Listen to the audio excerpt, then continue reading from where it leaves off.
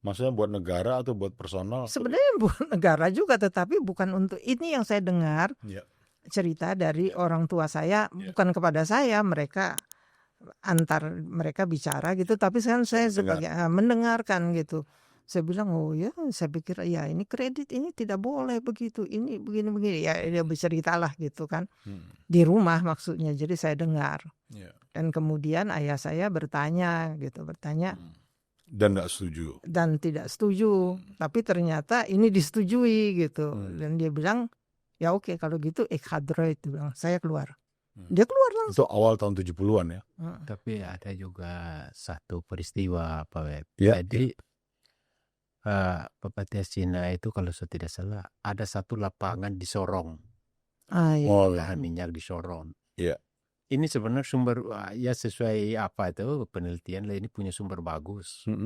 Tetapi ketika itu ini justru mau diambil bukan oleh Pertamina, mau dikasih ke orang lain di sini juga. Orang Baik. lain pribadi atau pihak asing? lain. Pihak Bukan lain untuk Pertamina, kira-kira begitu. asing atau dalam negeri? Ya kalau saat itu yang jelas ada perdebatan itulah Bapak. Tetapi yang jelas bukan Pertamina. Nah, dan ini kan seharusnya punya Pertamina, kira-kira gitu. Tapi dan ini lapangan ini sampai saat ini masih menghasilkan minyak. Iya, gitu. Sorong kan. Iya, dan pada akhirnya Dan setelah punya Pertamina sekarang kalau nggak salah. iya, tapi sebelumnya ini kan dikasih ke baru ditemukan, mau dikasih ke pihak lain. Setelah sekian tahun baru sadar bahwa ini memang punya cadangan bagus, sehingga diambil kembali kan kira-kira oleh Pertamina. Dan padahal sudah dikeruk ini sama orang yang kita nggak tahu siapa gitu. Tapi ini dari awal itu Bapak Tiasina itu sudah tahu ini sumbernya bagus dan sampai saat ini masih menghasilkan minyak sampai saat ini. Itu namanya tuh Blok Selelinda. Lenda. Yang di Sorong itu. Linda. Lenda. Ya. Blok Linda namanya. Keponakan saya namanya Linda. Jadi cucu, nama cucu itu.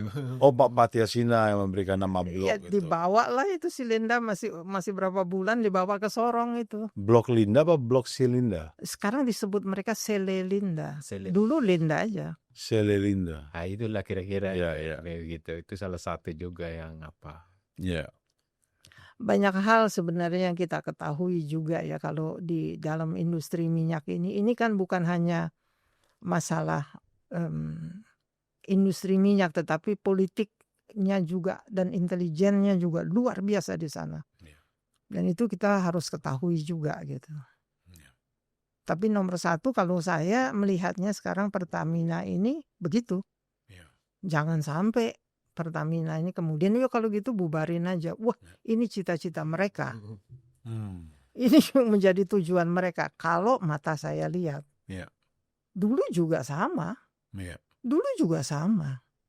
Waktu masih di Pangkalan Berandan bahkan sudah dibilang tidak akan berhasil. Udah dibilang. Pokoknya mau dibatalin, mau digagalin lah. Mau digagalin. Itu ada cerita Pak Tiasina menembak mata-mata asing itu gimana? Mungkin Ibu dulu mungkin yang cerita. Diceritain apa enggak ya? Nanti aja. Tapi kalau soal nasionalisasi. Pangkalan Berandan itu kan berhasil dinasionalisasi, dikasih ke pada akhirnya dikelola oleh negara lah. Iya. Tapi kenapa di BPM di Sumatera Selatan itu tidak seperti itu. Itu kan pada akhirnya setelah negosiasi kan dikembalikan kepada pemegang konsesi, kepada Stanford dan apa satu. Caltex. Iya, dikembalikan itu. Artinya negosiasi kita kalah. Iya, itu berarti yang ini nasionalisasi tidak berhasilnya ya di situlah. Di Pangkalan Berandan berhasil, di Sumatera Selatan nggak berhasil pada waktu itu. Mereka mungkin tidak mengharapkan bahwa Pangkalan Berandan itu bisa berhasil. Iya.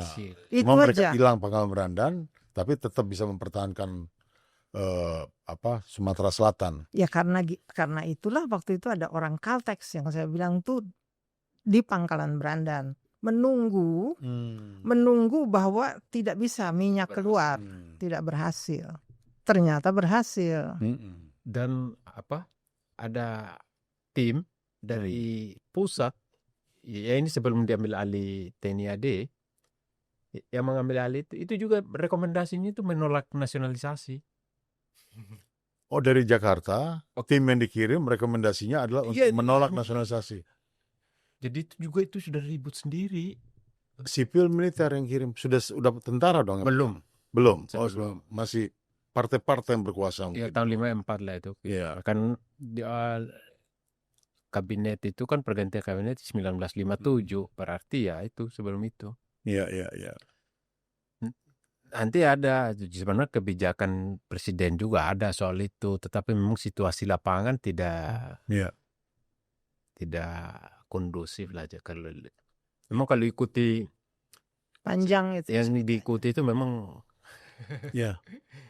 Tapi sayang sekali itu referensi soal Pak Jem Patiasina itu minta maaf sangat minim. Jadi penulisan yang dibikin oleh Pak Daniel dan keluarga Bu Angelina ini sumbernya dari mana? Ya saya literatur itu saya kumpul sedikit demi sedikit. Berbagai sumber dan itu butuh waktu cukup apa. Kalau nggak salah ada kesaksian dari kakak atau dari Ada juga ya. Saya Karena sudah cukup dewasa waktu itu. ikut bertempur juga dia. Terus ada juga mantan tapi itu usianya waktu itu 90 lebih tahun. Itu mantan pekerja di Stanford, pegang Stanford ada. Oh iya ada ya. Ada itu, tapi itu sumber lisan, tapi yang lebih banyak itu memang sangat sulit. Ya. Ya kalau ada cuman bahkan di dokumen-dokumen di literatur Belanda. Tidak di literatur Pertamina sangat minim. Bahkan ada banyak buku yang tulis soal Pertamina, tapi Pak Patiasina saya pikir kalaupun ada porsinya sangat kecil. Itu aneh ya, kenapa begitu ya? Karena sejarah ditulis oleh yang menang. Maksudnya gimana, Bu? Ayah saya kan keluar dari Pertamina karena dia tuh sudah tidak menyetujui lagi gaya-gaya kepemimpinan yang merugikan. Iya, saya nggak tahu, saya nggak bilang tidak sesuai gitu kata-katanya, itu yang lebih tepat, tidak sesuai. Dan benar setelah berapa tahun sesudah itu, apa yang dipikirkan ayah saya dan apa yang dia sudah katakan, terjadi krisis Pertamina. 74 apa 7 berapa kan kasus Ibnu Stowo ya? Krisis Pertamina, nah itu terjadi, terbukti gitu. Dan walaupun di situ yang terlibat bukan hanya Ibnu Sutowo, lebih banyak lagi, tetapi diredam hanya sampai di situ kan. Iya. Itu menurut Albert Hasibuan. Oh, bukunya. Iya. Albert ngomong bagaimana sih? Enggak, itu kan kalau saya tidak salah saat itu tim pemeriksa itu. Tapi kan ada bukunya, biografinya kalau saya tidak salah. Dari Pak Albert? Iya, kelihatan itu jalurnya itu seperti apa. Ya. Oke. Kelihatan itu. Baik. Bu Angelina, Pak Daniel, terima kasih banyak.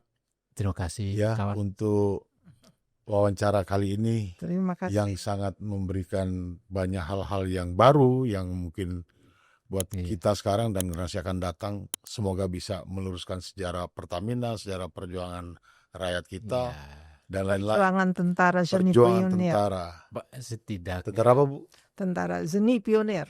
Tentara Seni Pionir, yang Trisno salah satu anggotanya.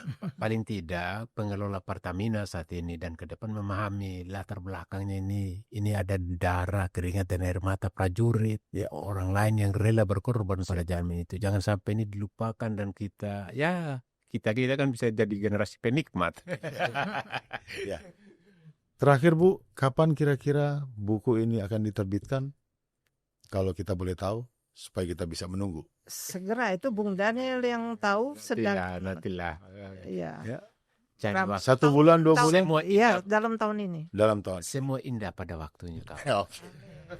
Baik, Bu Angelina, Pak Daniel, terima kasih sore hari ini kita sudah berjumpa. Terima kasih. Tetap jaga kesehatan dan sukses selalu. Selamat sore pemirsa. Terima kasih sudah mendengarkan wawancara pada kali ini. Sampai jumpa.